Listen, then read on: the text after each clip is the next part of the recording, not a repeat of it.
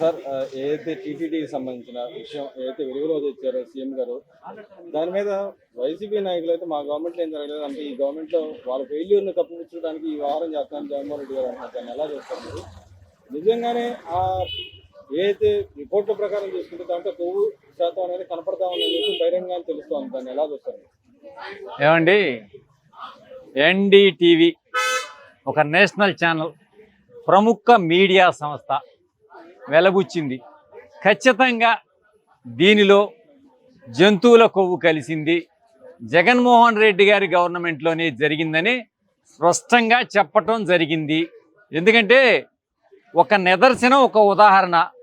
జగన్మోహన్ రెడ్డి గారు 2019 నుంచి 2024 వరకు ముఖ్యమంత్రిగా ఉండే టైంలో అనేక దాడులు చేశారు హిందూ దేవాలయాల మీద. విగ్రహాలను ధ్వంసం చేశారు, విగ్రహాలకు చేతులు ఎరగొట్టారు, విగ్రహాలకు తల్లబగలు కొట్టారు, రథాలు తగలబెట్టారు. ఏనాడైనా జగన్మోహన్ రెడ్డి ఇది అన్యాయం, అక్రమం అని ఒక మాట లేదు. అతని రాజకీయ లబ్ధి కోసమే ఇవన్నీ చేపించాడని కూడా రుజువైంది.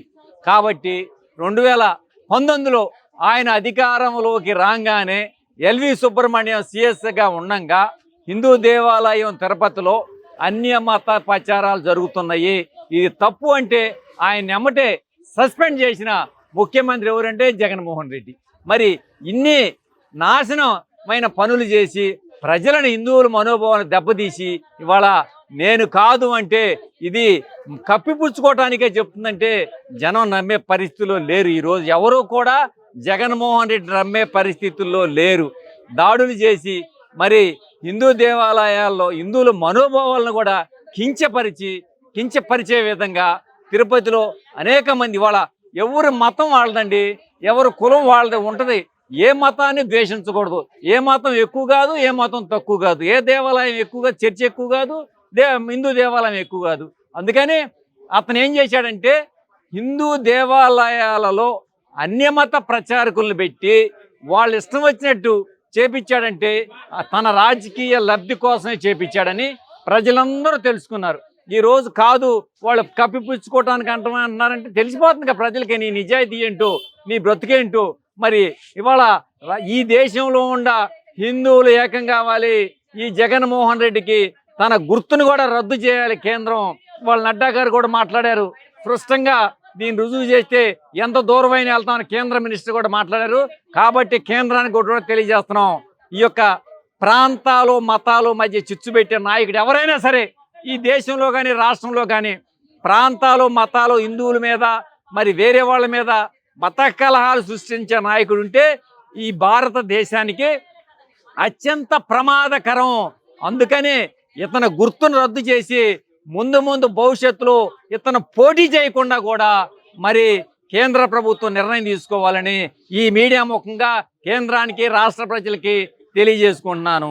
కానీ యాక్చువల్గా గతంలో ఏదైతే నందిని నెయ్యి నుంచి ఎక్కువ సప్లై అయింది, 50 సంవత్సరాలు సప్లై అయింది, అప్పుడు టెండర్ తీసేసినప్పుడే నంది నెయ్యి కానీ అటు పక్కన ప్రజలు కానీ భక్తులు కానీ కొంతమంది వెలుబుచ్చారు. ఏమిటంటే నంది నెయ్యి ఎప్పటి నుంచి ఇస్తుంది కాబట్టి వాళ్ళని కంటిన్యూ చేయాలంటే ఈయన రివర్స్ టెండర్ కోసం వెళ్ళి ఏదైతే 5 సంవత్సరాలు ఇచ్చారో దాంట్లో ఒక సంస్థ ఏదైతే పశువులకు సంబంధించిన ఏదైతే వాటి చర్మాల నుంచి వాటి కొవ్వుని తీసి దాన్ని అమ్మే దీనిలో ఉందని చెప్పి అందరికీ తెలిసిన విషయం.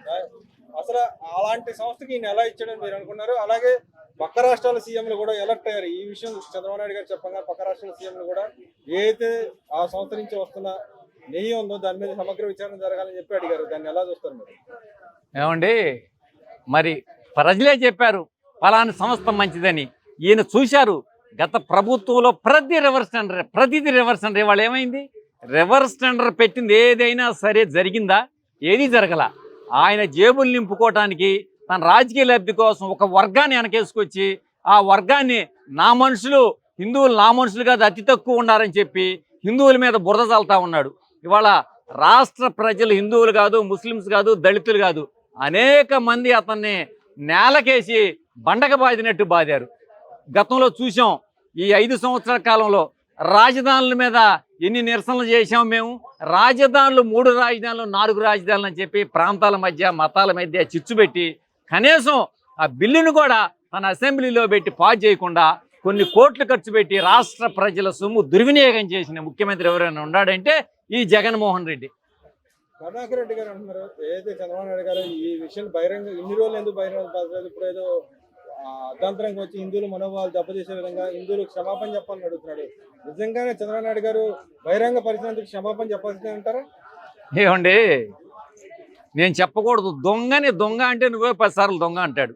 దీన్ని ఎప్పుడో ఖండించాలి. ఎప్పుడు రథాన్ని తగలబెట్టినప్పుడు, మరి అనేక రాముల వారి విగ్రహాన్ని పడదోసినప్పుడు అప్పుడే అందులో పడేసినట్టే వీళ్ళని ఆ రోజే తగలబెట్టినట్టే ఈ మాటలు వచ్చే కాదు.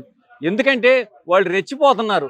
దొంగనంటే కాదు నువ్వే దొంగ అనే సామెతకు వచ్చారు. వాళ్ళు చెప్తే ఎన్డీటీవీ స్పష్టంగా చెప్పింది జరిగింది అవినీతి అని. నందినిది వాళ్ళ వేరేది రివర్స్ టెండర్కి వేరేది తీసుకొచ్చావు. నీ కమిషన్ల కోసం కక్కుర్తిపడి హిందువుల మనోభావాలు దెబ్బతీసావు. అదే చూసుకుంటే ఈ రోజు ఏదో జగన్మోహన్ రెడ్డి గారు సిబిఐ ఎంక్వైరీ జరగాలని ఆయన అడుగుతాడు. వాళ్ళ ఏదో కార్యదర్శి ఉన్నాడు పొన్నవల సుధాకర్ గారు ఏమన్నా సమగ్ర విచారణ కావాలని హైకోర్టుకి ఎక్కుతాడు. ఏదైతే ఈయన ఉన్నాడు ఇప్పుడు టీటీడీ మాజీ చైర్మన్ ఉన్నాడు, ఆయన ఏమన్నా నా మీద విచారణ జరగడానికి వీలు లేదు అని చెప్పి ఆయన హైకోర్టుకి ఎక్కుతాడు. ఈ 3 వర్షం ఎలా చూడాలంటారు? వాళ్ళందరూ దొంగలేనండి.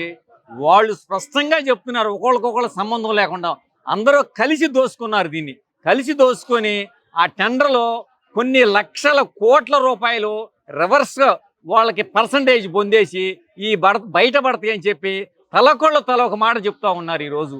ఎందుకంటే లడ్డుని అపవిత్రం చేయటం అనేది స్వామివారి భక్తుల మనోభావాలను దెబ్బతీశారు. స్వామివారి భక్తులకి వీరందరూ క్షమాపణ చెప్పాలి. క్షమాపణ చెప్పి తప్పు జరిగిందని వేడుకోవాలి. లేకపోతే ఆ వెంకటేశ్వర స్వామి చూసుకుంటాడు. గత పాలకులు కూడా 7 కొండలు ఈయనే కాదు 3 కొండలు ఈయన అని చెప్పి ఒక ఆయన అన్నాడు. ఆ వెంకటేశ్వర స్వామి చూసుకున్నాడు అప్పట్లో. ఇలాంటి తప్పుడు పనులు చేస్తే ఆ దేవదేవుడే, ఆ 7 కొండల స్వామి, ఆ వెంకటేశ్వర స్వామి వీళ్ళకి తనైన బుద్ధి చెప్తాడని చెప్పి నేను ఈ మీడియా ముఖంగా తెలియజేసుకుంటున్నాను.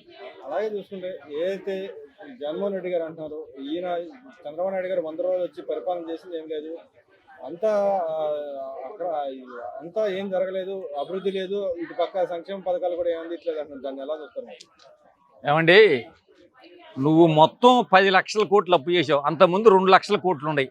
10 లక్షల కోట్లు సచివాలయాలేంటి, గ్రంథాలయాలేంటి, విజయవాడలో ఉన్న ప్రముఖ సంస్థ స్థలాలన్నీ తాకట్లు పెట్టావు. సంక్షేమాల పేరుతోటి జనానికి ఇచ్చింది తక్కువ, విపరీతంగా దోసుకున్నావు.